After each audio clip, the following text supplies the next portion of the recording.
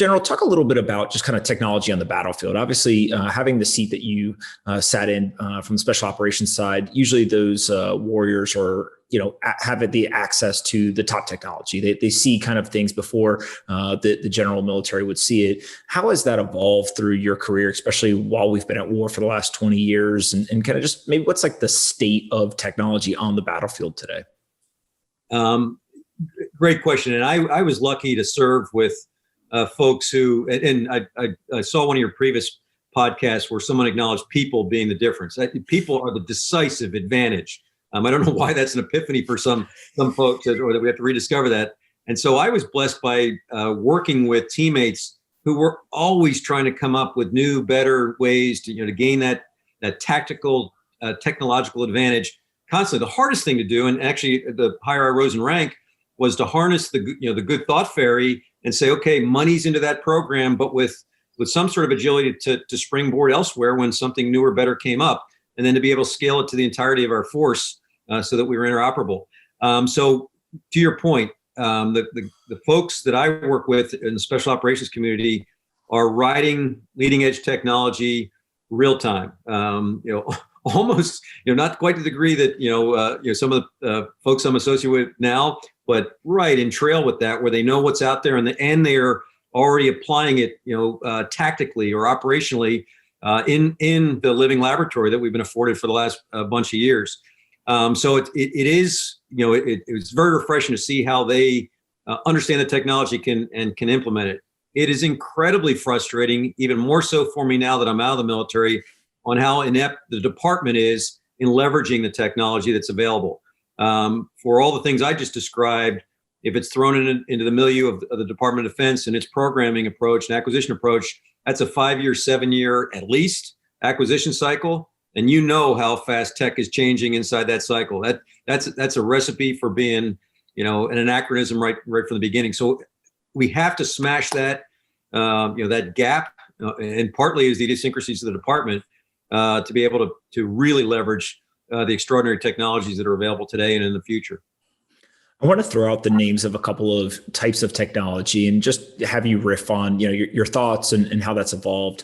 Maybe probably the most famous one when people think of technology in the military is kind of all of the drones and unmanned aerial vehicles. Kind of how has that evolved over time, and how do you evaluate where we are today with that?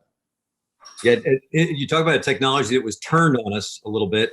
And if you'll remind me later on, because I was as myopic and dawdling as anybody else in service until I had the epiphany moment with courtesy of Eric Schmidt, and it's been written about, but I'd like to come back on that. But the drone piece, it was kind of fascinating in that early on, in places where we didn't have access, we leveraged our drone technology to great success. Think of MQ-1 Predators, think of MQ-9 Reapers, think of all the exotic space-based stuff we had to see into places and to discern targets, if you will. I know that's unsavory to some people, but that's the nature of warfare. And then apply in the most precise way possible. And I can't emphasize this enough, that it was a non-starter. It was a mission failure for us if we had any collateral damage. We wouldn't take that shot if we thought we had any collateral damage in terms of innocent civilians in the mix. But we leveraged that stuff to a great extent. Where I say it was turned back on us, I was out in the vicinity of Mosul, Iraq in 2015 or 16. And Mosul was my hometown for 15 months, from September 07 to December 08. And in this time frame in 15-16, ISIS was now taking DJI quadcopters and equipping them with little 40 millimeter grenades on the bottom of them. And they would literally just send up these off the shelf quadcopters, find your locations, and then drop these 40 millimeter grenades with a little shuttlecock device to stabilize it. The day I was out there, or shortly before I was out there, was called the Day of the Drones by the Iraqis.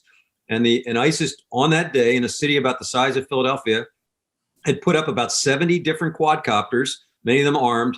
And at one point in time, they had a dozen to 24 up, and we had no response for them. And think of this, we had air superiority. Every pointy-nosed fighter in the world was above us to provide us that sort of air cap.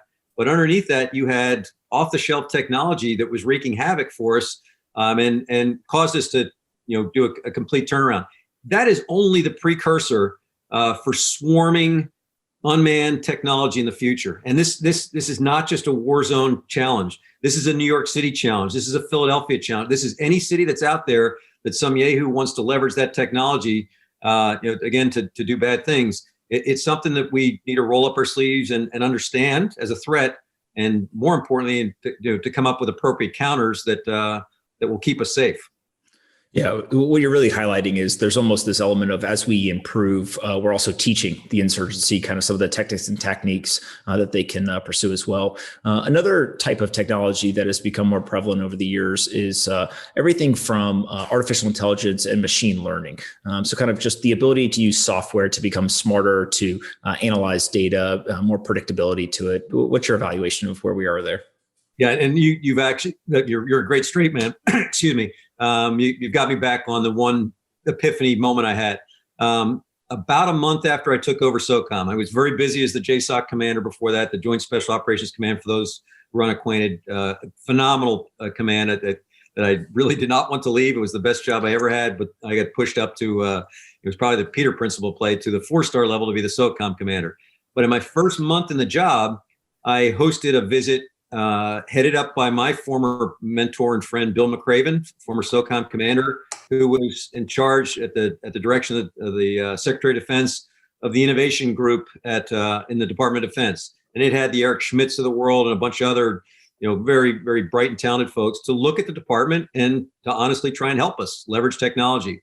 And so a month into command, I get this coterie of people descending on SOCOM. They spent a day with us, and at the end of the day, we were riding down Bayshore Boulevard, not too far from my home here, in a typically black Suburban, right? And Eric Schmidt felt compelled to give me a report card on special operations. And in short order, and not lacking any confidence, he said, "Your people, you have amazing people." I thought, check. If you took nothing else away, incredible talent. He said, "You prototype pretty effectively," and we had taken him to our SoftWorks facility where we try to do, rapid, prototyping, et cetera. And I thought, yep, we've been failing fast long before I ever read about that thought, failing fast. But he said, "You absolutely suck," and he was actually more colorful than that in terms of applied predictive computing, machine learning, et cetera. I thought, whoa, where's he going with this? He then went on to say, "General, I know you live in a very complex problem, but if I got under your tent for a couple days a week, I think I could solve most of your wicked problems to simple up-down switches with advanced algorithms." He might have said quantum computing, but about that time I was ready to kick him out of the car because I thought, "Oh, you're so arrogant. How could you not understand the complexity of what we do?" And luckily, Admiral McCraven engaged him because it allowed me to think for a moment, and it smacked me in the head that, oh, he's absolutely right.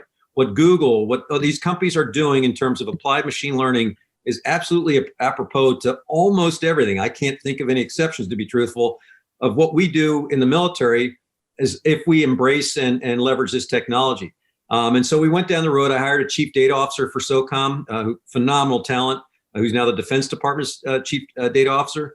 And then we proceeded to try and educate our force because, as you know, the biggest challenge is a lot of people can spell AI and they know nothing about neural networks. They know nothing about Bayesian analysis. I'm the dumbest guy in the room, but you need to wrestle with this every day to understand it, especially as it's mated with what problems are you trying to solve? What's the data that's pertinent to it? How do you arrange that? Because most importantly, and this is where I think for all those that are opposed to leveraging and enabling AI, we've had the luxury for the last 20 years of not having to make, for the most part, time-sensitive, compressed decisions under incredible duress.